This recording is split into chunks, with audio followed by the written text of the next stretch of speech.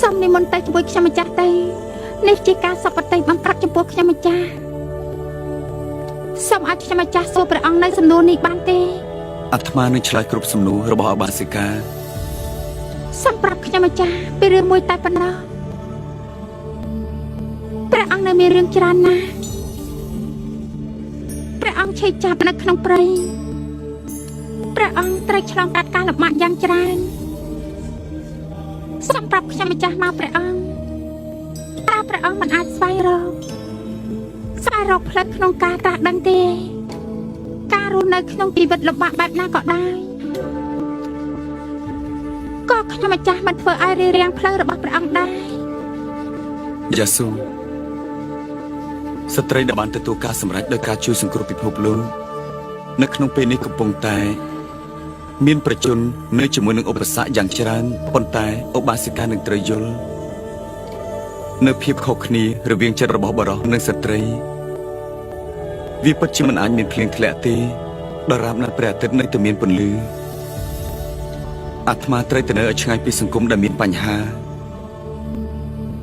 អាត្មាត្រូវឆ្លងកាត់ការលំបាកដែលជាយថាហេតុអាត្មាត្រូវទៅនៅឲ្យឆ្ងាយពីភាពបរាជ័យរបស់អាត្មាហើយធ្វើជាមនុស្សម្នាក់រស់នៅកន្លែងដាច់ស្រយាលដើម្បីស្វែងរកគុណវិបត្តិរបស់ខ្លួនឯង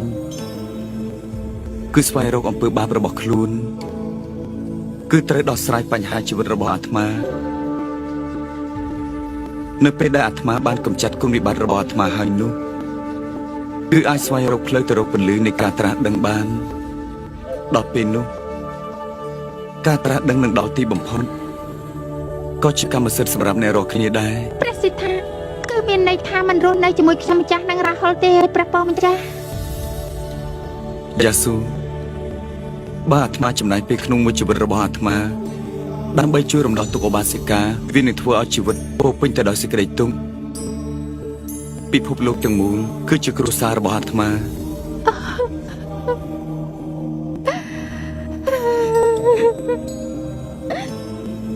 ពេលនេះឧបាសិកាមានប្រតិជ្រះថ្លាខ្លាំងណាស់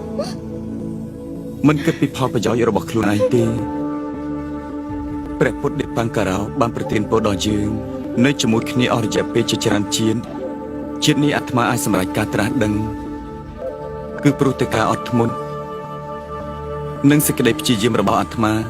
ទើបអាត្មាអាចធ្វើបានសម្រេចអាត្មាតែងតែជំរាបបំណុលកម្មរបស់ឧបាសិការហូត